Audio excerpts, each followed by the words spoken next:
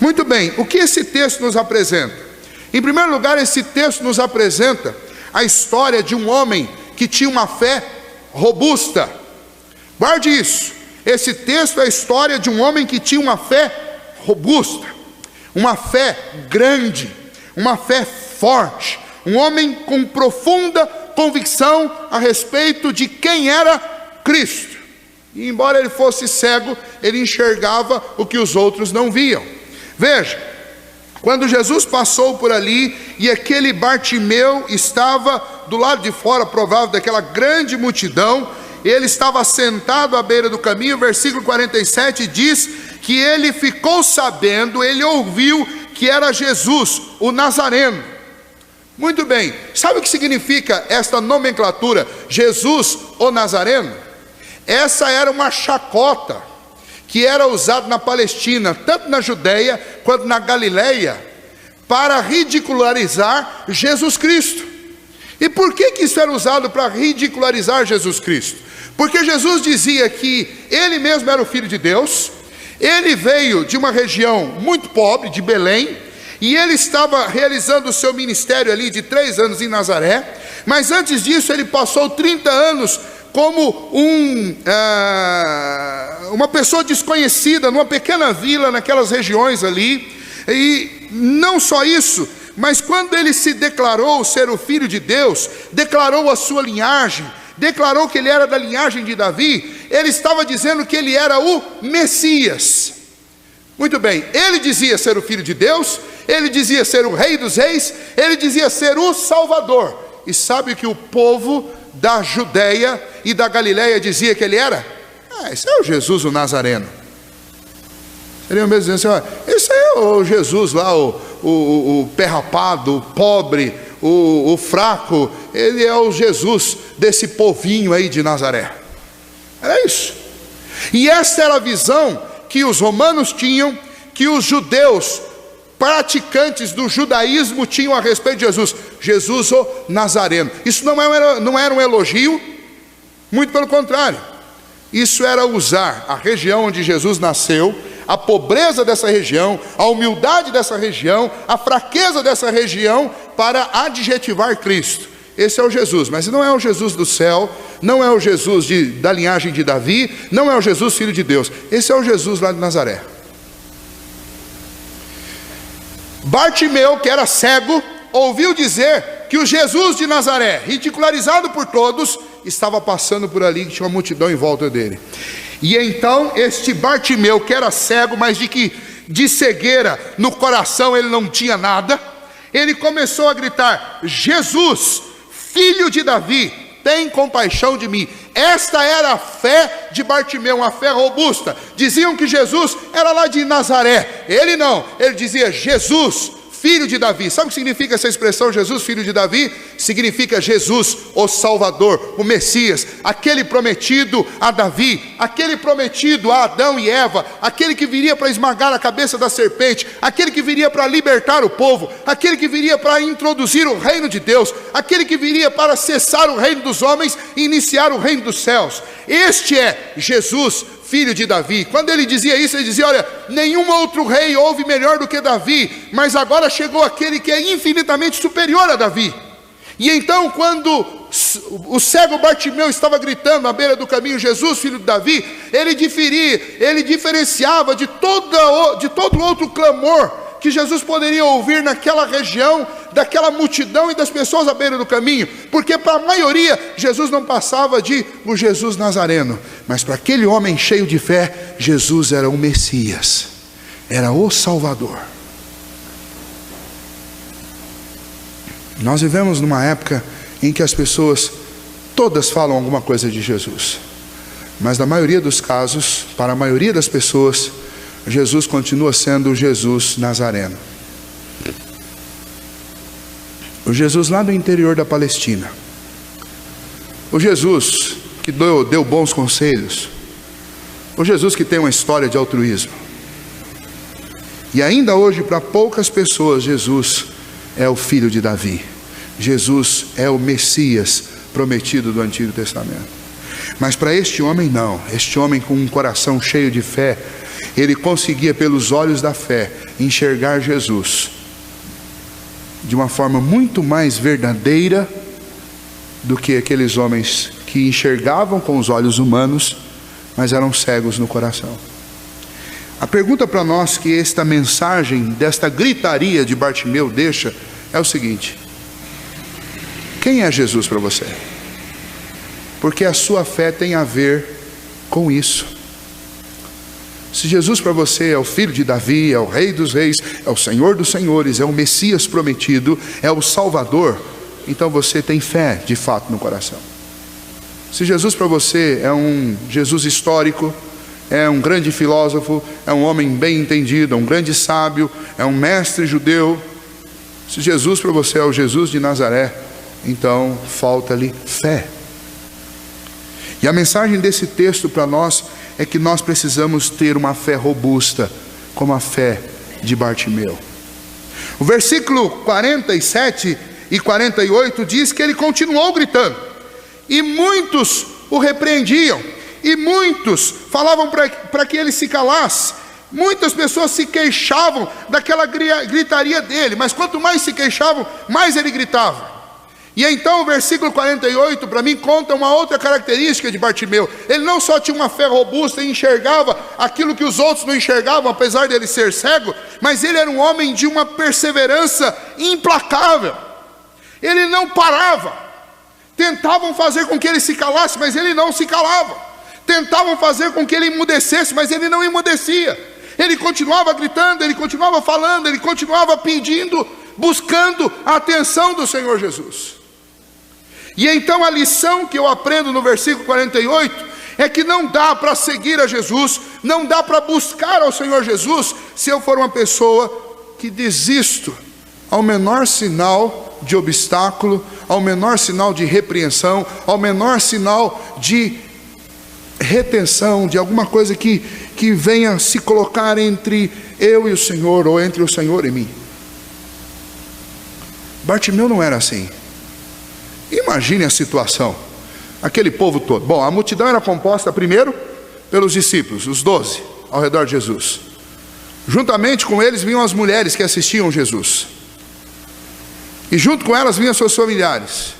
E depois vinha o povo que percorria atrás de Jesus, muitos necessitados, muitas pessoas enfermas. Além disso, tinham muitos religiosos curiosos procurando um motivo para achar uma falha em Jesus, para denunciar o Senhor Jesus. E aquele povo todo ficava apertando em volta de Jesus o tempo inteiro. E aí você imagina, debaixo de um sol escaldante daquele, o povo apertando Jesus, aquela gentarada falando, conversando, e começa um homem a gritar. Eu não quero nem brincar com a situação, mas aquele estilão do cego, né? Que está lá, ele não sabe que lá a multidão está aqui, ele está gritando para cá. E no meio daquela situação, as pessoas já: fica quieto, moço, para, o senhor está atrapalhando. Jesus está falando alguma coisa lá, mas não dá para ouvir nada, porque você não para de gritar. Talvez tivesse até alguém lá, bem doutrinado, dizendo assim: olha, se fosse vontade de Deus que você fosse curado, você já não tinha nem nascido assim. Talvez eu dissesse: olha, se Deus quisesse curar você, ele ia passar bem aí do lado onde você está sentado, não fica na sua. Talvez outros com um senso de prioridade dissessem: olha, Jesus tem coisas mais importantes para fazer. Como nós fazemos com muita gente na igreja e fora da igreja. Gente que está precisando de Jesus, está gritando por socorro, a gente fala assim: ó, calma que não é seu tempo ainda. Mas ó, você tem que ir lá no domingo, porque hoje não adianta, você está pedindo socorro na segunda-feira, na terça-feira, na quarta-feira. Vamos dizer assim: ó, hoje não é culto de intercessão, então hoje só dá para cantar, porque hoje nós não vamos interceder. Então vem aqui na reunião das 7 horas da manhã, porque daí tem intercessão. A gente tem a mania de ficar criando obstáculos. Nós não somos diferentes daquela multidão lá não. E por causa da gente ter essa mania de ficar criando obstáculo, se tornou fundamental na vida de um cristão aquilo que estava presente na vida de Bartimeu: perseverança. Uma perseverança indestrutível. Era isso que estava no coração dele. E diziam para ele: fique quieto, e ele gritava mais. E o conselho que ele dá a todos nós é: busque ao Senhor Jesus com toda a sua força. Se alguém está mandando você parar, não para. Se alguém está mandando você ficar quieto, não fica. Um amigo meu de uma igreja que foram encrencar com ele porque ele estava falando amém, aleluia e glória a Deus no meio da pregação. Obviamente era uma igreja presbiteriana. E daí ele veio perguntar: mas o que eu faço? O que eu tenho que fazer? Eu falei: se eu fosse você, sem atrapalhar o culto, mas eu continuava gritando amém e dava uma apertada para ficar um pouquinho mais forte. E que absurdo é esse? Eu não posso orar porque eu vou atrapalhar os outros? Eu não posso me alegrar com o que eu estou ouvindo, que está alimentando meu coração, porque eu vou atrapalhar os outros? Que Jesus é esse que a igreja apresenta hoje?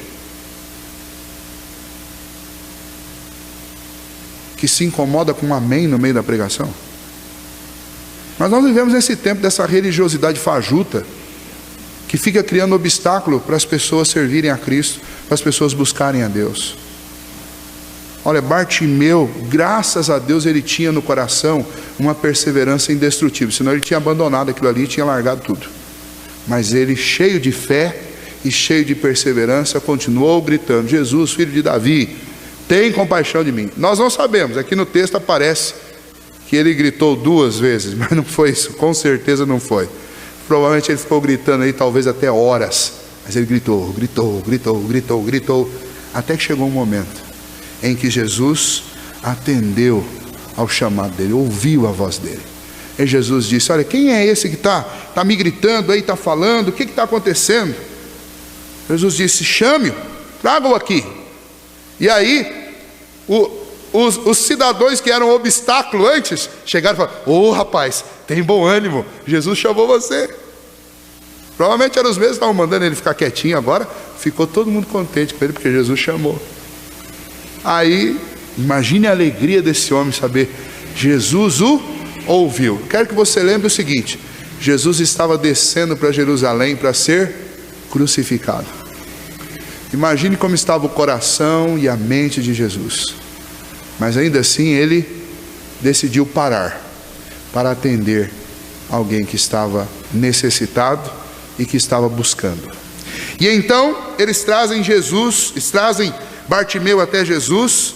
E aí Bartimeu, lançado de si, quando ele ouve que Jesus o chamou, ele larga a sua capa, quer dizer, ele largou qualquer coisa que pudesse impedi-lo, atrapalhá-lo naquela ida até Jesus. Talvez a capa pudesse facilitar um tropeço, alguma coisa assim, mas ele larga essa capa, não tem nada além disso aqui. Então, isso não significa que para ir até Jesus você tem que arrancar alguma coisa da sua vida, como alguns pregadores dizem: ó, joga a capa, joga. Não, aquilo ali podia atrapalhar a caminhada dele, então ele deixa aquilo para lá, não tem a menor importância, quem está chamando é Jesus. Eu não preciso de capa, eu não preciso de nada, eu só preciso chegar até ele.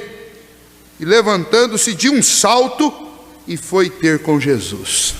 Perguntou-lhe Jesus: que queres que eu te faça? Respondeu o cego: mestre, que eu torne a ver. É óbvio que Jesus sabia o que ele queria, mas Jesus tem sempre essa atitude de perguntar, porque Jesus não quer fazer algo genérico, não quer fazer nada que seja impessoal. Jesus quer pessoalidade. Jesus tinha um tempo, e ele deu aquele tempo para aquele cego. Falou: o tempo é seu, fala aí o que você quer. E o cego disse: Senhor, que eu torne a ver. Talvez essa conversa agora não foi mais na base da gritaria, foi bem baixinho, só entre eles: Senhor, eu quero ver. Então Jesus lhe disse: vai-te, a tua fé te salvou. E naquele mesmo instante, imediatamente, tornou a ver. O interessante, e é a mensagem deste último texto para nós, é que Jesus mandou ele embora. Vai, a tua fé te salvou. Aí o que ele faz? Ele volta a ver, e ele vai para algum lugar, vai atrás da família para contar o que aconteceu, vai atrás dos seus amigos para contar o que aconteceu. Não. Ele faz o quê? Tornou a ver, e o texto que Marcos nos relata diz: e seguia a Jesus estrada afora. Isso daqui me leva a acreditar que Jesus não estava de fato indo para Jericó. Ele estava saindo, talvez pela última vez, de Jericó, porque ele foi estrada fora, ele não foi para Jericó. E Bartimeu foi atrás dele. Algo diferente acontece aqui. Por que algo diferente? Porque na maioria das vezes nós vamos até Deus, até o Senhor em oração, em clamor, às vezes até perseveramos, como Bartimeu perseverou, pedimos, e o Senhor nos responde. Quando Ele responde, o que a gente faz? A gente vai embora para casa. E esse vai embora para casa não significa ir mesmo para a sua casa, significa deixar aquele compromisso de pedir, de intimidade, de aproximação com Jesus. Este Bartimeu nos dá uma última lição. A lição de quão constrangedor e forte é o amor de um homem que foi salvo pelo Senhor, por esse Deus. Ele pode fazer qualquer coisa, menos atender uma ordem desse Cristo. Vai embora. Não, Senhor, o Senhor pode me pedir qualquer coisa, mas não peça para ir embora, porque eu quero ficar aqui, junto com o Senhor. Para onde o Senhor for, eu vou. E esse Bartimeu foi seguindo Jesus estrada fora. Sabe o que acontece conosco, irmãos? Diferente de Bartimeu, muitas vezes o Senhor nos atende. E quando Ele nos atende, o que nós fazemos? Nós largamos o caminho. E tem muitas pessoas que vivem disso. Deus dá uma aprovação, faz a pessoa passar por escassez e necessidade, a pessoa procura Jesus e fica próximo de Jesus. Jesus atende os clamores, as orações, dá abundância, enche a casa, cura das enfermidades, das necessidades, e a pessoa vai se afastando de Jesus. Bartimeu foi na contramão disso. Bartimeu não. Quanto mais Jesus lhe deu, mais ele também deu para Jesus. Ele priorizou Jesus na vida dele. Jesus lhe devolveu a visão. Nada era mais interessante ser visto do que ver a Jesus. Eu fico imaginando como um pai. Se eu ficasse cego durante alguns anos, o que eu mais gostaria de ver? Gostaria de ver novamente minha família. E eu acredito que esse Bartimeu também tinha uma família. Mas ainda mais forte do que o desejo de ver a sua família, era o desejo dele de seguir a Jesus. E isso com certeza tem uma lição muito importante para a minha vida. Qual é o meu maior desejo?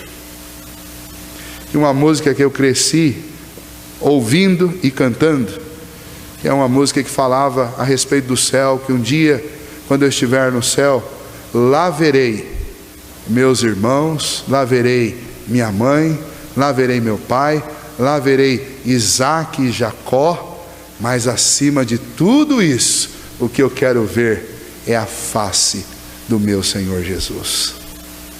Porque é isso que de fato mais importa na vida de alguém que foi salvo por Cristo Jesus, de alguém que tem sido assistido, de alguém que tem sido livrado, de alguém que tem sido acudido por Cristo Jesus, é ver a Cristo.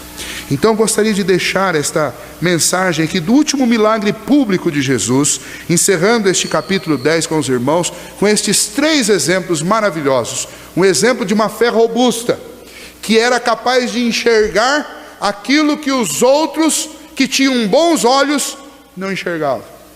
O exemplo de uma perseverança indestrutível, de alguém que não se calou e não se parou mesmo frente à oposição, mesmo frente aos obstáculos. Alguém que tinha um amor tão profundo e uma gratidão tão profunda por Cristo Jesus, que não conseguiu fazer nenhuma outra coisa senão seguir a Cristo depois daquele encontro que ele teve com Jesus. Isso deve servir como padrão para nós avaliarmos como está a nossa conduta de fé diante do Senhor. Temos olhado para Cristo pelos olhos da fé? Temos o enxergado como Cristo, filho de Davi? Ou temos enxergado como Jesus o Nazareno? Nós temos caminhado em direção a Cristo, buscando de todo o nosso coração, mesmo quando surgem obstáculos? Ou nós temos cedido à busca por Cristo com os obstáculos mais ridículos que são colocados na nossa frente? Eu falo ridículos porque muitos de nós têm deixado de servir a Cristo por coisas absurdas, por conforto, por pequenas indisposições. Não fui na igreja hoje. Por que você não foi na igreja, irmão? O pastor está meio indisposto. Mas a indisposição não foi suficiente para fazer ir dormir cedo, para fazer desligar a televisão, a internet. É uma indisposição que só serve para impedir de ir à igreja, mas não serve para impedir nenhuma outra coisa. Não é estranho isso? Este homem tinha uma perseverança indestrutível. Ah, pastor, já pedi igual Paulo, pedi 3 vezes ao Senhor, o Senhor não respondeu, agora também não peço mais. Ah, por favor. Perseverança indestrutível. E por último, seguir a Cristo. Tem muita gente que vai abandonando. Por que você não tem mais vindo à igreja, não tem participado dos trabalhos, não tem feito... Ah, pastor, sabe o que é?